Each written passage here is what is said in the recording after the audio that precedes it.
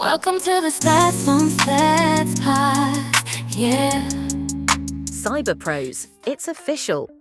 The Stats on Stats podcast is partnering again with Halted, the premier cybersecurity conference happening October 1st and 2nd, 2025 in Atlanta, Georgia.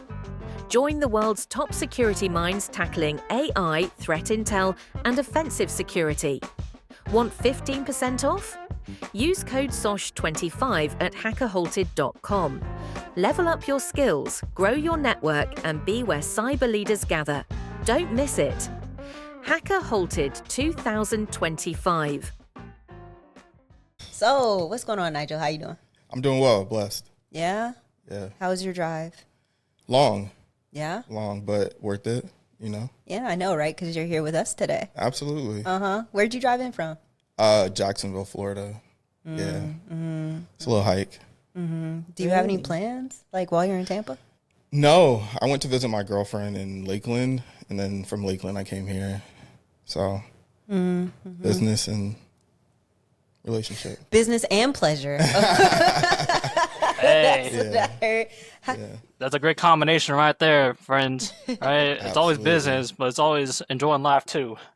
That's what it's about. That's exactly what it's about. What about you, Matthew? How are you doing today? Oh, feeling fantastic. First time on a podcast ever. First time doing an interview ever. So it's like, Really? yeah. So it's funny, right? So so after leading a club, so fun fact, I used to lead a cyber club at Austin Community College. No longer there. So while public speaking is like it's not foreign to me, getting into an interview and just talking casual with like cyber people and just like-minded people is kind of new for me. Right. So, but you know, I'm all for the fun of it, and I'm always, and you know, first podcast ain't gonna be the last, right? Facts. There you go. Right. Claim it. Ooh, yes, for sure. Right? Especially Hey, off you of do this more one. of it, and then you'll be like super elite. Oh, guys, I'm the expert in podcasting now. There you go. That's going to be a gamified badge for you. Absolutely, you know. Yeah, I believe it. All I right. see him representing this morning with the Intellicon. Oh yeah, everyone remembers this banner, right? Doing security guard work. Oh yeah. Okay, the story about how we met this guy. So we were going to Intellicon and we saw like a random guy standing at the door, like he was a security guard or something. Didn't say nothing. Like he didn't say hi. Holding up the nothing. wall. He just looked mad. He looked stressed. I told him, I was like, he looks stressed. Like, what is going on? But here we are. We're good now. We've Yeah, talked. it's funny you say that, right? Because I had slept really early, right? I woke up at 1 a.m, literally. So it was just the stress of just trying to stay up, but still volunteering and assisting people where needed. So No, we get it. The club opened at 1 o'clock. We got you. We understand. All right. So, do you know what's about to happen before we get into the hard-hitting questions? I believe heart. so. Tiffany, you want to tell them what we about to do? Sure. All right. So we're about to play 90s R&B game. It's called That's My Jam, the 90s R&B edition. Okay. Oh my gosh. Okay. Hey. Are you guys gonna freestyle or? Hey. So, Hey. It's not that type of show. okay. Oh, you want me? Yeah, you got it. Oh, okay. All right. So what we're going to do is we're going to play 4 songs from you. For you. We're going to play. We're going to play 4 songs for you. You get 3 chances to make a guess. No, he don't. He get 2. Oh, you changing the rules? Yeah. wonder what threat originally- intel he has It for might be this. 4. So originally you had 3 chances Oh, okay. to guess the artist or the song. Okay. Now you only get 2. Okay. Okay. Next I'm ready. week you might only get 1. Run it back. Run it back. It's always been 2. But go ahead. Make sure you put a clip in here that says what the rules are. Either way, artist or the song, you get a point. Okay. Only 1, and that's it. Sounds good. Let's You get ready? it. Okay. Stay ready. Anthony, song number 1. First time that I saw you, boy, it was a warm and sunny day. All I know is I wanted you. I really hoped you looked my way. She be sounding smooth. When you smiled at me so warm and sweet, I could not stay. You made me feel like a little bitty girl. What do you do to me? I have no idea. Now what Let it play. am I supposed to do when I want you in my world? How can I want you for myself when I'm already someone's girl? Where the crickets at? Yeah. Yeah, I don't. Mary J. Blige? I don't know. I mean, that was a good guess. It's Erykah Badu. Oh, I'm not. Okay, never mind. I don't want to. Next lifetime. I've just been on my Erykah Badu. But it's probably because Gianna been singing. A lot of A Erykah lot of Badu. it, yeah. She be sounding good too. Yeah, she does. Keep doing Erykah Badu. Anyway, song number 2, please. Wait. Matthew, did you know the song? I definitely didn't. Okay, all right. Song number 2, please. It's been 7 hours and 15 days since you took your love away. That's some record, Elise they're singing all that. Looking confused. All day since you took your love away. I'm gonna be honest, I don't know this one. It don't matter. And Since you've been gone, I can do whatever I want. I can see whomever I choose. Okay, I know this one. I can eat my dinner in a fancy restaurant. Girl, keep coming with But these. nothing, I said nothing can take away these blues. No? Cause No. nothing compares. Alicia Keys? Stop the song. What? So, Matthew, do you know? Definitely didn't. And See, if I was Matthew, I'd be Shazamming right now. Yo, and we've had people just Shazam and do Chat GPT and all that. What's wrong with you? I don't know, but it's something. Right? I wish I could look up the lyrics right now, but of course, that's cheating, right? You know, it's You called can- it's called being smart. But that's Prince. Nothing compares. Friends. Okay. Yeah. Oh, I already know my friends and family are gonna kill me for this. They're gonna clown you. Yeah, they're gonna clown me. As they should. Yeah. Song number 3, please. Operator, get my baby on the line. Oh. Cause just the other night, we had a horrible fight. I admit that I was out of control. But I still love my man with my body and soul. When the road gets rough, you say things you should not say. I never meant to treat my baby that way. I apologize. Yo, that one hit me. I almost dropped a tear. Oh, wow. And she be singing for free. Oh, wow. Tony Braxton. Close. That was, That was close. That was a really good close. guess. No. One more guess. Yeah, one more.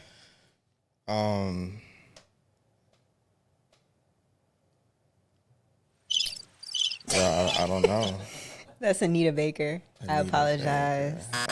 Baker. It's cool. We got one more. Man, my mom was she was so disappointed.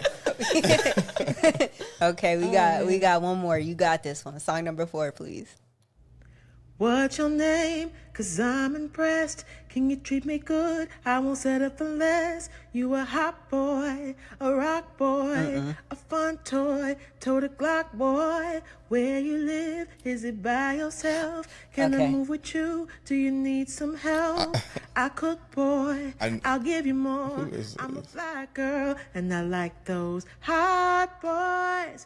Baby, you got what I know the want. song. It's in the lyrics. Yeah, it's Hot Boys, but who sings this? Missy Elliott. See, Aaliyah was like in my head, but I was like, I know that's not her.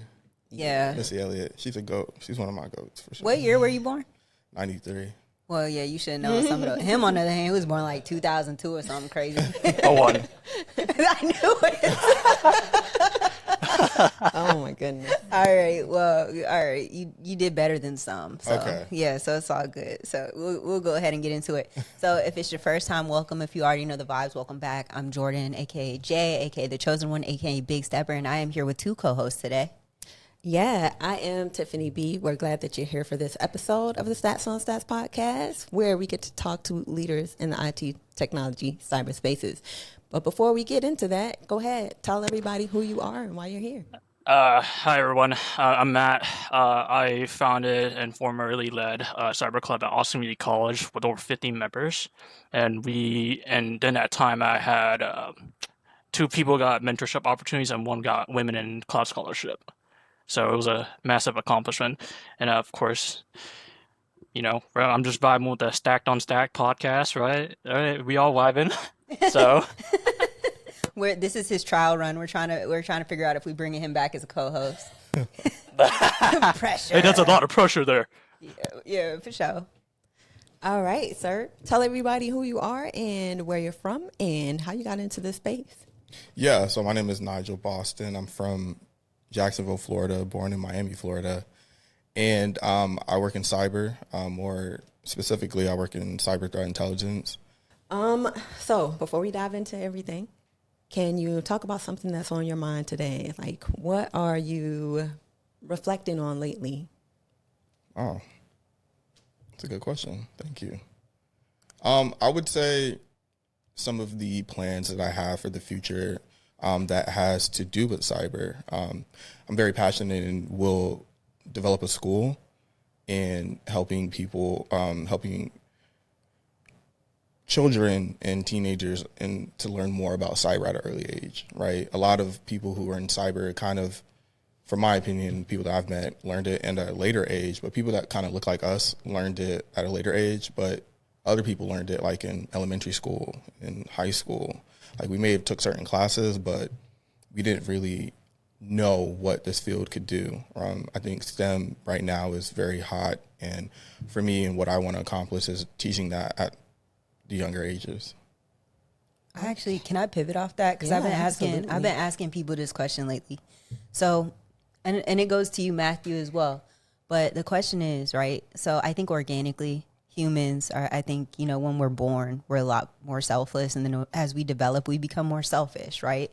So like, what inspires you to remain selfless? What inspires you to want to inspire and to uplift and really commit yourself to the community? Yeah. Having a lot of nice things and things like that is cool, but like if you're the only person, it's not like fun. So I like to empower my friends, empower my family, empower the people around me. I always tell them, like, use me. Like, I'm not going to be offended. Like, you should use me. I worked to get to this position so you can use me, right? So that's the reason why I do it.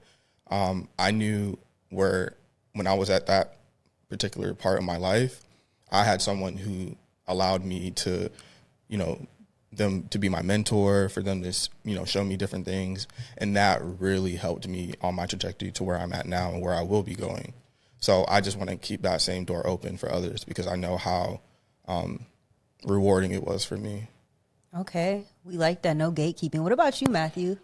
Oh, that's a great question, and it kind of ties back to why I started my cyber club in September. So it all kind of started when I met Christina Barker, right? She was the global cyber defense manager, and when I stopped by, it was the MAD20 2024, right? And I started asking one individual because I didn't know what I was doing at the time, and then it became apparent where the cyber community was very welcoming, and as I dug in deeper, it was a brotherhood to me, and so that's why my goal is to share as much knowledge I can with everybody and support anybody where I can because they've done the same for me. So I like that. I like that a lot. Not everybody does that. So yeah, you also are, always trying to give self to others. So would you talk about what keeps you engaged in trying to help others?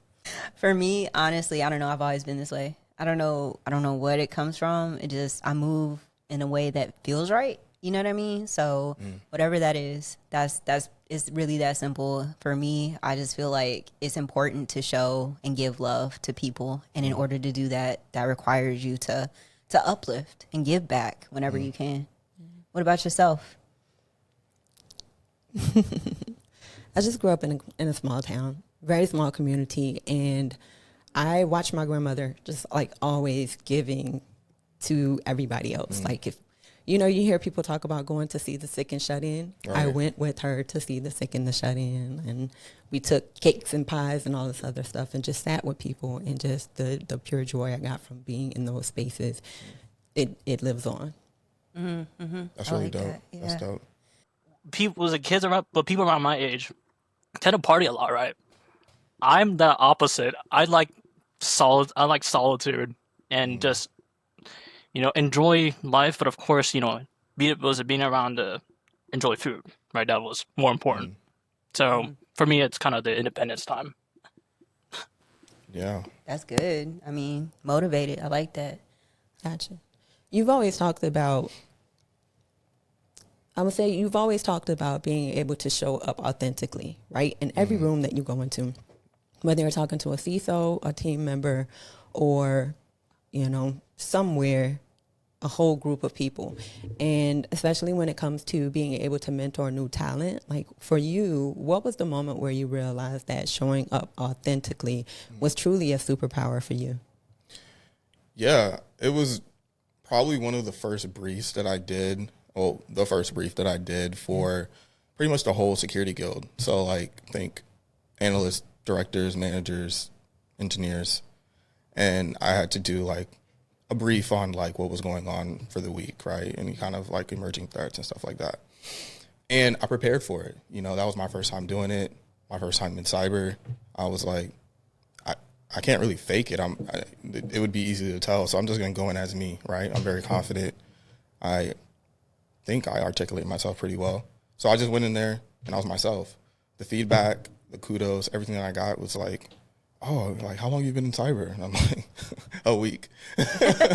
So from that moment on, I knew that communicating was probably my strong suit, and just being able to prepare and knowing that having the discipline and confidence is going to take me far. So that moment where my CISO was also in that meeting, I got kudos. I never switched from that. I was like, this is the formula I need to abide by to continue to be successful. Yeah, I love that he started with being prepared. Go ahead, Matthew. You got some stuff going on. Yeah, so I'm going to bridge off of what you were saying, Nigel.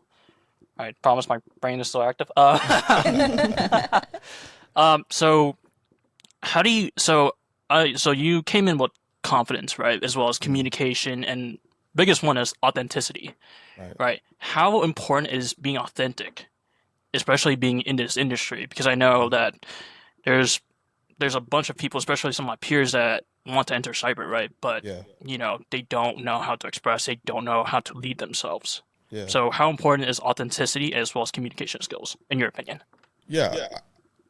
You can only be yourself, right? It's harder to be someone else. And then you being someone else is going to be easy to tell, right? If I start trying to be like Tiffany or Jordan, you'd be like, oh, you're acting like Tiffany or Jordan. But if I act like myself, you can only think that I'm myself. So I think when people are trying to get into cyber, I think you should be yourself. Figure out what interests you. What are you good at? That may take self-reflection, right? That might not be you wake up one day and oh, this is what I'm good at. You may have to be very aware, very conscious of what you're doing, and to start to pinpoint that, those things, and then being able to communicate it, right? There's very simple tasks that you can do. Set up a camera, look at it, record yourself. How are you communicating? Are you saying a lot? Are you taking a long time? Just little things that you'll start to pick up on that you're doing when you actually see it. And then from there, just own it, tailor it, and then continue to move forward. So being yourself is, I think, one of the main things outside of communication, and being able to be concise, right? In cyber, I'm sure we all know, being concise and time management is very important. So if we have a 30-minute meeting, if we can get it off in 3 minutes. Let's do that, right? You don't have to use a whole 30 minutes to seem smart, or you did all these work to show off. Like, I'm not there for that. So, and leadership is not there for that. They want what exactly is the point of this meeting. So I felt that in my soul. I can't say too much about why I felt it, but I felt that one in my soul. Yeah. But you know what? You mentioning like being authentic, like you have to be authentic. You have to show up as yourself. Like you have to. That reminded me. That reminds me of like people when they get into relationships. Anthony, you know what I'm talking about. When people get into relationships and they like, you know, act in a certain way, and then you get to like that 6-month mark and it's like all of a sudden, oh, you rude as hell. Like you weren't rude 6 months ago, and then all of a sudden they start showing their true self. So yeah, that's good advice, because honestly, that facade eventually is gonna go away for sure. And it could turn off the wrong people, right? Let's say you're holding up that facade for 6 weeks, 6 months, 6 days. You go into that one meeting where your manager or whoever thinks you're prepared based off this facade, and you go in there, you don't know what you're talking about, and then you start looking at you a little sideways, like, do you really know what an IP address is? Like, you know what I'm saying? Like, just like little things like that. So just go in as yourself, you know, own it, and then skill up. Do the work. I'm really big on discipline and do the work. I'm working on empathy. I tell my girlfriend that a lot, but like, you just can't be lazy. Like, I just don't do well with lazy. And I understand that doing the work, having discipline, having a roadmap on what you want to do will take you very far. It's a simple formula, easier said than done, but once it's done, you will accomplish it. I'm a firm believer of that. Yeah, you remind me of a jiu-jitsu coach I used to have. Oh, word? Yeah, he lacked quite a bit of empathy. Yeah. So like if his wife was complaining about something, he'd be like, "But did you die?" That's funny you mentioned Bro, that. That's stuff happening in our jiu-jitsu community. Damn, that's wild. Yeah. I do martial arts as well, so that's probably where it comes from. So what martial arts do you do, if you don't mind me asking? Oh, yeah, no problem. Yeah, I do Wing Chun, and then I do Krav Maga. Why did you look at me like that? I'm like, you a black ninja. It's funny. It's funny you say Wing Chun, right? Because my base actually came from Kung Fu, so I have a one-man dummy that I use. Oh, perfect. So you know. Yeah. I used to right around high school is when I started training Jeet Kune Do. I don't know if you're familiar. Yeah. Yeah. That's Bruce Lee's. So Bruce Lee. Sorry, not to cut your wisdom, but Bruce Lee took Wing Chun and transformed it into his own type, which is what he mentioned. Okay. I didn't know that. So we need to do a Cobra Kai spinoff. Cobra Kai spinoff. Yeah, we'll just show our footwork, right? Intercepting the fist is what they call it in Jeet Kune Do, but sure. Yep, definitely. I don't know what y'all talking about. It goes into some nerd martial arts stuff, you know. Yeah. But it's kind of the same way when we nerd out on cyber stuff too. So it's like, okay. Yeah. I don't have that problem. Okay, so even in here, like, you know, your authentic self, everybody is just chatting with you. So I feel like that also makes you really approachable. Yeah. And with that, something that you seem to be trying to do is make sure that threat intel is approachable to people no matter what level they're at. So can you talk about like why it's so important to make that field approachable? Yeah, because I think people, when they think about threat intelligence, they think it's this like CIA, NSA, you know, these government agencies, like we're gathering intelligence and giving it to someone who's going to make the best decision in the world. Like, in theory, that's what it's supposed to do, right? But I think the field, so threat intelligence is a specialized field in cyber, right? I'm not going to make it seem like it's like some entry level, like anyone can do it, but there's certain skills that you may have, or transferable skills that you may have that you might not know that will work well in threat intelligence. One would be journalism. If you're a great writer, I would be in threat intelligence, right? Because a lot of what we do is write reports, we write briefs, we give information, we give intelligence to stakeholders to make better decisions, right? So if you're good at writing, if you're a very curious person, if you like to stay up to date with things, right, threat intelligence is right for you. So for me, being approachable, being able to communicate and talk to people, I have to talk to different stakeholders in the business, right? I need to talk to engineers. I need to talk to CISOs. I need to talk to directors. I need to talk to legal. I need to talk to different people in the business to give them this intelligence to make better decisions on what's going on. So being approachable, being outgoing, extrovert. I'm actually a real introvert. Yeah, I know. It probably doesn't come off like that, but You've been on like 28 podcasts talking about here. Oh, man. Yeah, I mean, I have, but it's support, right? I like to support people who are doing good things, right? So, Kenneth Ellington, HD, from Textual Chatter, you guys, I pay attention on LinkedIn. I might not, I'm doing better at liking and reposting and stuff like that, but I'm just like scrolling, just trying to stay up to date. Like that's my cyber threat intelligence in me. I'm just, okay, I see that. Okay, I see that. I see that. You know what? Let me reach out to them. I want to support that. I want to support that. I want to support that. So, but back to my point, I am an introvert. I am approachable, but it's just knowing your skills and knowing how to utilize them, right? So. Oh, I think Matthew has a question. So in that case, right? Because you talk to a variety of stakeholders and CISOs, right? Mm-hmm. What does a typical day look like for you in threat intel? Yeah, typical day. So I start off with a very large coffee, like a very large one, and then after that, then I take an espresso shot. So coffee, espresso shot, and then after that, obviously I get a water because now I'm ready to start. Now you're sweating. Yeah, now I'm sweating. So after that, from there I open the different feeds, right? The different feeds that I'm looking at for any new news, right? So if there's any emerging, cyber breaches, any new 0-day vulnerabilities, things of that nature, I'm trying to see what is relevant to our organization. From there, I'm looking at other things that have to do with other stakeholders, right? Let's say there's any brand type of exposures, right? So think like any impersonations of, people at your company or so. And then from there, I'm disseminating that. First I'm analyzing that information that I'm disseminating to those stakeholders so they're aware of what's going on and what I've found or what my team has found. So from there, after I'm disseminating that information, so I'm the lead of my team, so I'm also building out the threat intelligence program, right? So within our TIP, and a TIP is a threat intelligence platform, and within there, I'm tuning detections, I'm reviewing alerts, I'm making sure the asset management is staying up to date. I'm communicating with, my leadership on where we stand, what, should be on their radar, things of that nature. And I'm more so doing road mapping things, metrics, all the fun stuff. And, that's kind of my day-to-day, what we're doing. But the main thing is making sure that I'm staying up to date on the different threats, adversaries that is relevant to my organization. Ooh, I like it. I actually, we getting into what you do, but like, how did you get here? Because like you said, this is not an entry-level position. So how did you end up getting to this point? Yeah.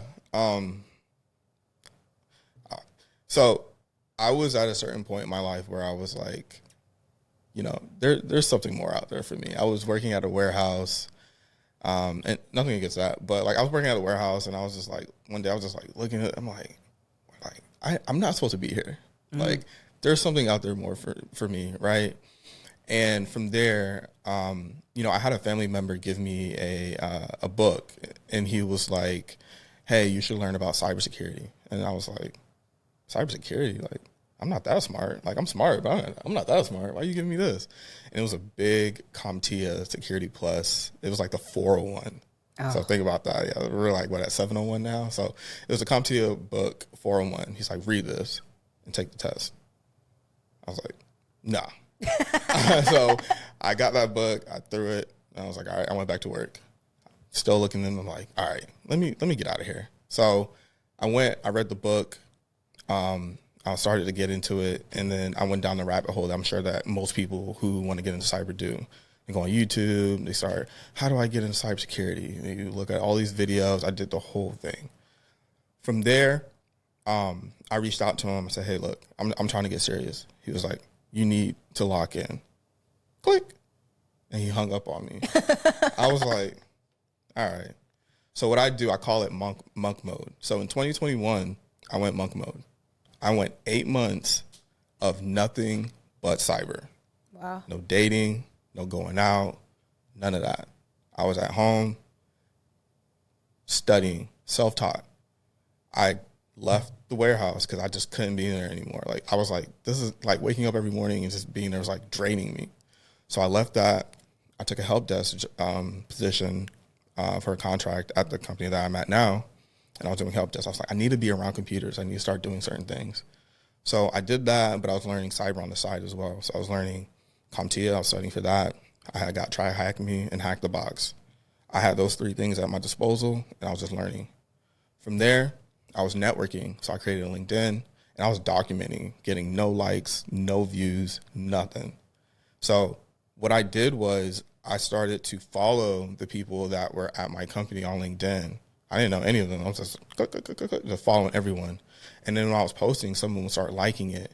And then when they liked it, their connections saw it. So then I started to, garner this kind of network. And then from there, roles started to open up at my company, and I started applying. And then the threat and vulnerability management analyst was actually a junior role. So my first role was a junior role. From there, I was like, boom, that role popped up. I knew a little bit about threat intel and vulnerability management, but for the next 2 weeks, that's all I focused on. Wow. So boom, I got that, started networking, got my resume to the hiring manager, boom, boom, interview, and I got the role. So that's kind of how I got in, but a lot of it was self-taught, a lot of it was networking, and a lot of it was discipline. So when I say monk mode, like, it's documented. Like, you can go on my LinkedIn, you can see it from January to like August or whatever, every day posting, not every other day, not once a week, every day. Because I knew where I wanted to get. I was like, this is not it. Mm-hmm. So yeah, I started out similarly, actually. I started off at help desk, and I did the exact same thing. Mm-hmm. I was just like constantly studying, like just trying to prove like I need a cybersecurity job. I'm showing you I'm going to have those skills to get to a cybersecurity job. I was networking within the company. I was telling people like, this is what I'm trying to do. So everybody knew my intentions. And that's actually how a job ended up opening up and falling into my lap. They're like, she's been saying she studies cybersecurity. Yep. She says she wants to be here. Let's give her an interview. So yeah. Locking in is important though. Like, for real, if y'all are interested in getting into cybersecurity, you need to lock in. What's up? No, and what y'all pointed out was important, right? And it's important to do the work not just in your job, right? Because for money, it's also doing the work outside of it too. And I've had one person that's a really good example of this, and I can find that's a student here, who's also the president of the cyber club that I established, Gage Ayala, because he was locking in on Try Hack Me at like top 1%, right, and locking in. And then when one of his one of the connections that he had connections with, so Latasha Roberts, there was a construction company that had, well, I can't say full details, but simply put, he got connected with a couple people and got a job. And now he does a lot of the security engineering as well as an analyst work, building the constructions company's like in security program from day one. Yeah. Yeah. To that point, I'm a huge advocate, and this goes back to what I said earlier, like, use me. Cyber is highly competitive. I know it's all over TikTok and Instagram and all these things, but like, there are people with 6-7 years of experience with degrees and all the certs in the world who are still applying and trying to get jobs. So network is very important, and I'll make it simple.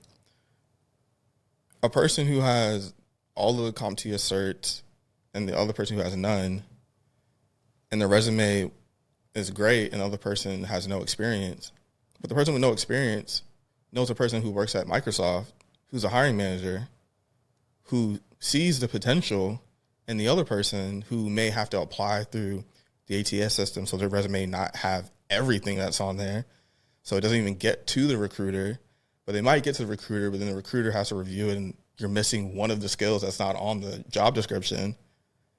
Do you guys see where I'm going? Yep. Like, who you know can also help you. So building these, and I'm not saying just going on LinkedIn and just following and saying, hey, give me a job.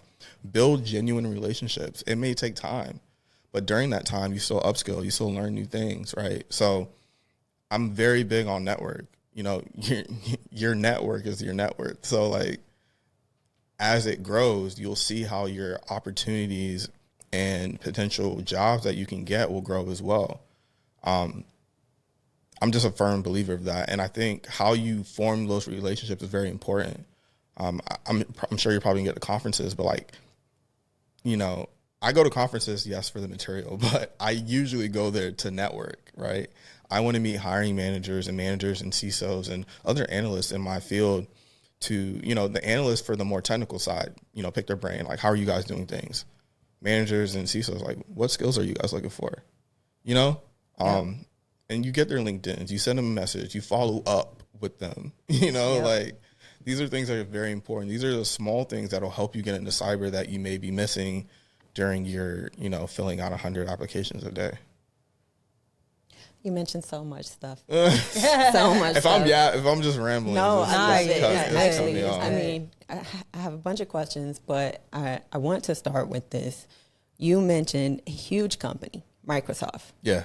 And you mentioned the difference sort of between somebody who has experience and all this information and they don't have a connect at Microsoft. And let's take a second and think about how many people, when you look at the people that make up Microsoft, look like us. Right? So if we're not meeting them at church, right? If we're not meeting them in the grocery stores, or in the gym while we're working out together, how are we getting that edge as well of this is the network I was using that helped me get into Microsoft, which makes it super important for us and our culture and people who look like us when we get to where we, you know, are successful to do exactly what you're doing is that reach back and try to say, like, I'm here now. I'm that person that you weren't seeing before at these big tech companies. Absolutely. So definitely appreciate you bringing that up. Absolutely. There are two other things, unless y'all got questions. Okay. Two other things. This is actually just a personal thing, but you said you had a family member who gave you a book and said, read this. Yep. So for me, that means he saw a quality in you that made him feel like you would be great at this role. So when you think about somebody that you would hand that book to, what are you looking for from them? Ooh, wow. You're killing this. I like it. Intent. Research. Discipline. The intent part is why. Why do you want to get in this field? It's okay if it's just money. That's okay. But you need to like acknowledge that. Research. What work have you done? Because I won't do more work than you. I won't. Discipline. How far are you willing to go to get what you want? And are you going to be able to be consistent at doing it? Because when I mentor people, I'm there's no sugarcoating. Like, I don't even have time to sugarcoat. Like, oh, like, you might be able to, like, I can't do that. Hey, this is the formula. You decide the discipline part. I can't make you wake up every day and do it. But I will give you the formula. The last part is on you. So those are the things I look for. Intent, research, discipline. What is your reason? Are you going to do the work to figure out what you need to do? And then are you going to do it?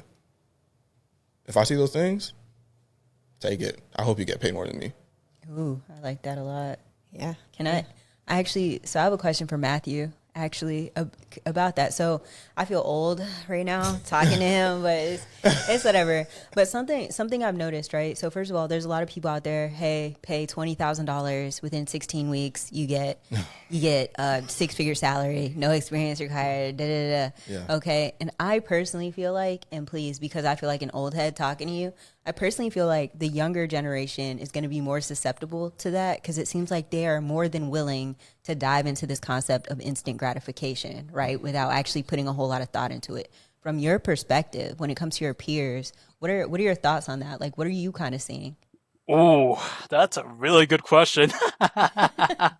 um, so what a lot of what Nigel pointed out was actually correct, and I'm gonna explain this further, right? Because if we look at, for example, right, how the cybersecurity boom, right, as we call it, where everyone says, hey, you know, you pay for this course, you'll land a job, right? And it's the same way, it's the same concept where how colleges market their cyber programs, right? Hey, you get this degree, you will be successful. And and in a way, it feels like my peers are being misled, right? Oh yeah. Yeah, and because of that, right? And this is why the establishment of building a club and building out a community is important, right? Because as Nigel pointed out, right, what is your intent? What is your goal in cybersecurity? Because cybersecurity is such a broad field, right? Yeah, there's so many ways to start. There's so many ways to finish. Well, not finish, but there's so many ways that you can level up. It all depends on intention, right? And so what I'm noticing, especially from majority of my peers, is that even when we given, for example, like being honest about like networking, right, and going out and search for what do you want to do, about 80% of those people don't actually put in the work, right? And especially like mentorship wise. And that's why when they start graduating, right, they're freaking out. Hey, is this Coursera certification good for me? Right? Should I pursue the certification? Because I'm looking for a job and I'm panicking. Right? Right. Does that answer your question? Yeah. So I think you definitely hit it when you said a lot of people are being misled. So yeah. Yeah, and to build on that, I think, and I'll keep it short and sweet, like I like to do. Boot camps are a tool. Colleges are a tool. Certifications are a tool.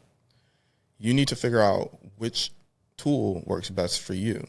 So I went to a boot camp, right? So during that time, during Help Desk, I did a 6-month boot camp. What I realized what that boot camp did for me was it didn't really teach me anything that I didn't already know because I was learning, but it gave me structure. So when I was learning about red teaming, I knew this was red teaming because I was learning about penetration testing and stuff like that, but I didn't know that was red teaming. In the boot camp, it sectioned off, here's blue teaming, here's scripting, here's Python, here's red teaming, here's vulnerability management. So then I knew the domains as far as what cyber encapsulated, and it gave me structure on how to learn. So this 2 weeks, you're learning this.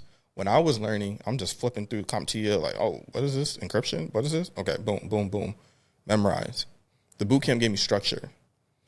I personally think boot camps like like Ellington Cyber Academy that's focused on SIM and SOAR, which is a tool that most organizations use, is a tool that you can learn and move forward with because it's focused. You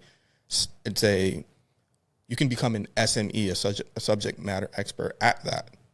And then your demand becomes higher because you're very good at the specific thing, which is SIM and SOAR, right? Now, if you want a broad kind of aspect, college may be that, right? You're going to learn the theory behind all of this cyber stuff, right? So you can maybe do like a SOC analyst. You can be a GRC analyst. Your scope is wider. Certifications, depending on which ones you get, you narrow that scope. If you get vendor specific, AWS, and you want to do like cloud security, stuff like that, practitioner, security, solutions architect, you can get those kind of certs, and then boom, that's your lane. So it depends on what tool you want to use. I'm not against any. I'm about efficiency. So if I can learn it, the same stuff that we're going to learn in boot camp or at college, open source, I don't mind typing in the URL to find that information, right? And then if I need to sharpen that tool, then I'll get a boot camp. Then I'll get a cert to kind of, boost it up a little bit. But it's about taking the time, going back to what I said, intent, research. That part is very important. So if you get caught by in 6 months, you'll get a 6-figure job and da-da-da-da. Did you do research? Yeah. You didn't. So if you come to me and say, hey, I want to get this boot camp, they're going to give me a job in 6 months. I'm saying, in 6 months? If they don't get you that job in 6 months, let me get what you paid for that boot camp. All right, so Yeah. that's my look at it. Yeah, and I am against something actually. I'll stand on this. At this point in my career, and based on all the training I've taken, I am against theory. Like I am against theory. Like anybody who's teaching me something that they've never done before, I mean, I don't believe in that at all. Yeah. And I'm actually going to touch more on what Nigel was adding to earlier with the intent, research, and doing your due diligence, right? Well, you're going to have to hurry up, by the way, because we run out of time. So pick it up. No, and so one way I filter this out is, okay, what is your goal in cybersecurity? What are you trying to achieve? Because at the end of the day, if you don't have a goal, you don't have a set path for yourself. You don't create a path for yourself to be successful. So I'm going to chill out. What was it? And off with that. We've covered so much. It's so sad that we're almost at the end of this, but you're so pleasant to talk to. I do want to hit on two things. Okay. From what you've talked about, Arlington Cyber Academy has been helping you, but also it's something that you're preparing a threat intel course for. Would you talk a little bit more about that real quick? Yeah. So I do have a threat intelligence course through Arlington Cyber Academy where it teaches you the foundations of cyber threat intelligence, right? You'll notice there's not many courses on cyber threat intelligence, right? Going back to the whole gatekeeping thing. I don't think it's gatekeeping. I think it's more so people in kind of my lane are kind of like tunnel vision. Like they're super like threat intel, like, and so my course teaches the foundation, the lingo, certain things, what you'll do in a day-to-day, right? Even how to build a cyber threat intelligence program at your company if there's not one there, right? Not every threat intelligence is a luxury, not a mandatory in cyber, right?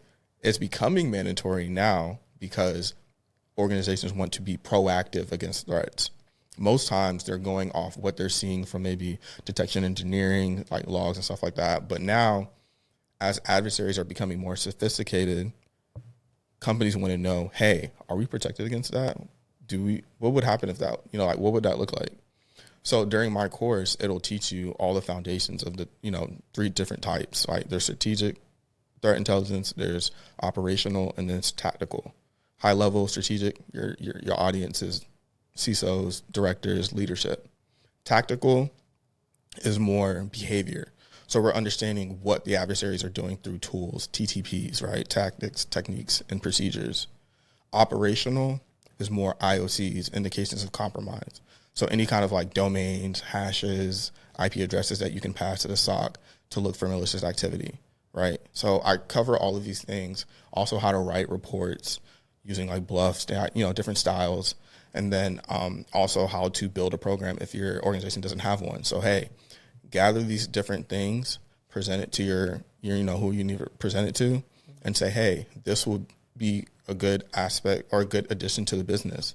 And then boom, most times out of 10, if you kind of bring that, you'll probably be the lead. So So yeah, don't be scared from the outside looking in. Do the work. Once you get in, you'll see, oh, it's just like any other job. It's just got a cool name. That's facts. We got to go ahead and wrap it up. You got us? Oh, wait. On that note, I'm supposed to say thank you. That's why she looked at me. Okay, so we have to start wrapping it up. Anthony gave us the hand waves a while ago. So, yeah, so thank you so much. I mean, you drove in, you're in studio with us. So thank you. Thank you for sharing your time, your energy, your insight with us. Like, mad gratitude endlessly. Thank you. Thank you for having me. Like I said, continue doing what you guys are doing. Like, I'm a fan, stan, whatever you want to call it. You have my full support. And anything that you guys need, any way that I can help you, use me. Okay? Don't feel any kind of way about it. I really support what you guys are doing. And I look forward to, in the next couple of years, you guys having the #1 podcast on Apple Music, like for real. Thank you. Claiming that. Yeah, thank you. Matthew, thank you as well for being our guest podcast host for today. It's an honor to talk with some of the most fantastic minds it's taught me a lot here, and I appreciate y'all giving me like the opportunity to be on a podcast for the first time too, and this was obviously an amazing experience, so it's an honor.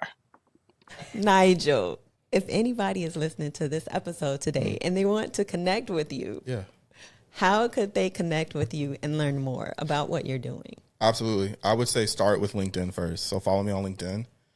And then from there, definitely go to Ellington Cyber Academy and go to the Cyber Threat Intelligence course and reach out to me there. And I would definitely start with LinkedIn. And I just want to leave everyone with one quick thing. It's been popping in my brain. I don't know why, so I need to say it. Just remember this one thing. Someone told me this, the same mentor who hung up on me. Constant elevation requires expansion. Ooh. That's why I'm going to leave that. I want that on a t-shirt. I got you. Thank you. All right. Thank you to everyone who is listening to this episode of the Stats on Stats podcast. We hope to see you again next time. See you later. Stay wavy. My Cash App is Jordan Short.